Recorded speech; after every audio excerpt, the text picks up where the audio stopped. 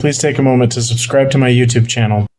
I think it was Wathiq Square. Remember we figured out that there was booze in Iraq? Yeah. You got the beers and then the Johnny Walker and stuff. And I remember one night we were there, and I think it was after we had a shower. Everybody's feeling good, and we busted out the booze. We had a little party in the back of the track, and next thing I know, here come the atropine injectors, and people are shooting them into cans and stuff. We're all just sipping or not atropine, the Valium, sipping on Valium, and it was like, yeah, I slept great. Yeah, I remember. So at Wathiq Square, I can't remember who I was sitting, whose vehicle I was on, but I remember, mixing some of that Coke from the nearby store and some of that. I don't remember. I think it was Johnny Walker, and sitting there drinking, getting a little bit of a buzz going.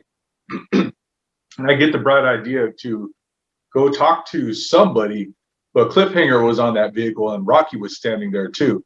And so I go over there, and Rocky's like, "What's going on, man?" I was like, "Oh, nothing." And he like leans forward and goes, "You been drinking?" And I was like, "What?" Yeah, I've been drinking. And he's like, "Get the fuck away from Cliffhanger." I was like, "Okay, Roger that." And he didn't ever say like anything about it, but he's just like, get away from the lieutenant. Well, I remember because we had a grunt sergeant on our track. I think he was, what were the grunt sergeants? Was he like a squad leader, or he might have been the platoon sergeant? I don't remember what the breakdown was, but we were just having a party in the back of our track, and then that it was that grunt lieutenant with the stinky feet. Oh yeah. We hear a knock at the back hatch, and then he opens the hatch, and he like looks in, and we're all sitting there. I mean, we're passing the bottle around, and he said something, and I remember this sergeant's like, "Get the f out of here, sir." And he's just like, "Okay." And he just shuts the back hatch. Hey, Cliffhanger threatened to kill him more times than I can count. Because after we were on the same vehicle, at one point, the grunt lieutenant, the one you were just talking about, grabbed his rifle and apparently flagged the back of my head because I was driving, and Lieutenant lost his, and he just told him, he's like, he's screaming at the top of his lungs. He's like, "If you ever flag one of my Marines again, I'm going to put a head myself." And he was like losing his mind on this guy. I just disconnected my comm helmet. I'm like, holy crap, I've never seen Lieutenant like that. Speed window. You remember that? Yeah. Speed window.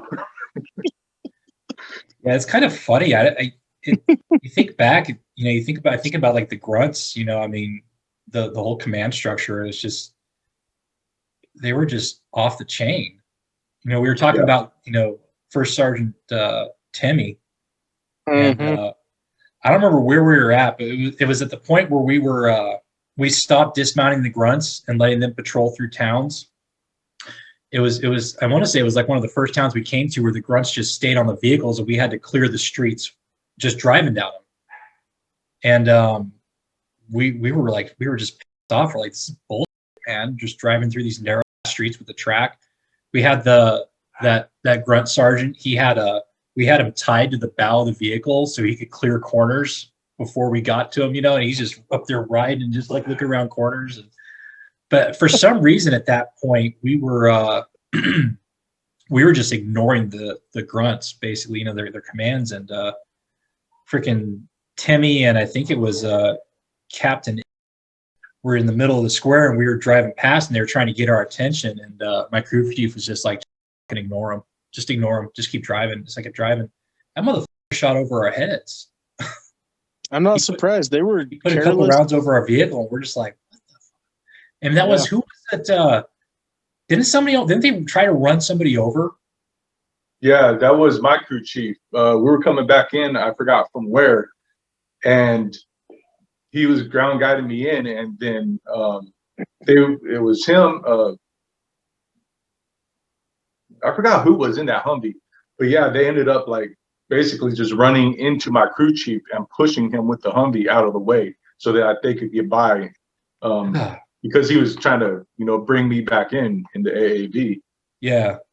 So Yeah, that was wild, man. Felt No, good. that- We were at some point, and they had a bunch of really nice like AKs and RPGs and stuff, and they were they captured they got these weapons and they select the ones because they were going to take them back to the States. Those were going to be the ones that go in like the battalion HQ. And I remember we were pulling out and we saw them lined up, and my crew chief was just like, "Hey, run those over." I was like, "Yeah, that's it." We ran them over, just fucking crushed them all. So, I mean, we got ours in too. You know what was funny is after we got back, I forgot who was telling me about it, but I guess we just started like back and forth. Like we were submitting all kinds of charges against them, and they were submitting all kinds of charges back at us, and it's just like, yeah, the level of stupidity of some of those guys out there, man, was just like unreal. Especially Captain Caveman and his little butt buddy, Lieutenant Stinkfeet. Man, those two. You watch a show like Generation Kill, right? And you see the incompetence of those guys, the officers and stuff, and you're like, they got to be taking this over the top, But in reality, it's like, that's legit. Yeah, I've been watching that show. I've watched the first 4 episodes now, and I got to say, it's pretty accurate from what I can see. Yeah, it's kind of weird. I mean, I almost, I watched it a while back, and I just remember like, it's like, I mean, we weren't recon, but like, were they doing this movie about us? Like, they did a really good job. Yeah.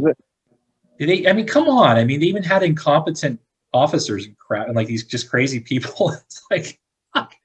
I mean, it's funny because they called their captain Captain America, just like we did. Yeah, it's no shit, man. But it's like, I mean, is that just how it is? Is every unit like that? I thought we were the exception for some reason. You know what I'm saying? Like, some freaking craziness, man.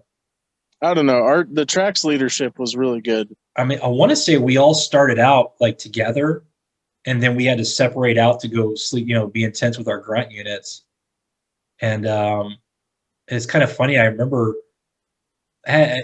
nobody really liked being with the grunts. We hated it. You remember? Because, every other day someone in the tent was coming down with a ringworm, but it was on their end. It wasn't on our end. You know what I mean? Remember the quarantine tents for like the ringworm victims and stuff? And, I'd forgotten about those. Negligent discharges, and then the coming in our tent at 5:30 for reveling. We're like, we don't get up till 6, bro. Like, keep it down. Yeah, that was funny. I can't remember who that officer was, but yeah, he walked in our side because I think we had that poncho liner separating our side from their side at the time. And he walked in and he's like, "Why are these Marines still in the rack?" And I think it was that yelled back, "This is a holiday inn, sir." And then he realized that we weren't the infantry, and he's like, walked back out and then went to the other side. Or you remember that it was dark, we were in the tents, we were all like sitting there laughing and joking, and then I guess they had a meeting or something going on next door, and that big I think it was a sergeant major was like yelling at us from outside, and he's just like, "We got a meeting going on, blah blah blah," just like chewing us out. And then Money Shot says something about, "Who are you?" And he's like, "I'm a sergeant major of the Marine Corps. Who the hell are you?" And about that time he walked in and somebody said, "We're Amtrackers." And the guy went from like just totally about to rip us apart and to like really pass him. He's like, "Oh, I'm sorry, gentlemen. Can you guys just keep it down? Because we got a meeting next door." And so we're like, "Oh yeah, no problem." And no problem, and he walked back out toward the tent. And as soon as he like left, dude, everybody just started rolling like, "Oh my God, I can't believe that just happened." Yeah, it was kind of a bummer that, because maybe we all got attached to the grunt units, and so we didn't have our, it wasn't our company commander anymore. He was off, who knows where, doing his own thing. So he kind of felt like a fish out of water in a lot of ways. And I remember there was a lot of animosity. I mean, it's kind of funny thinking back on it. Like, the grunts were like the uncivilized. They were the plebeians, and we were like, the royalty or whatever. But I mean, it's true. I mean, there wasn't any ringworm on our side. It was all on them nasties, right? It wasn't ours. Yeah, they had the ringworm, they had pink eye, they had the Pink. It was pink eye. That's what it was. It was pink eye. That's what pink eye, negligent because they had discharges. they had the quarantine tents like outside the main tents, the 2-man tents. Yeah. Yeah. I was like, it was like, oh my God, those guys got all kinds of diseases going on over there. And I think that's one of the reasons why we like separated ourselves with that poncho liner. Just pestilence and negligent discharges all day. Please like this video, subscribe, and hit the notification bell for more stories.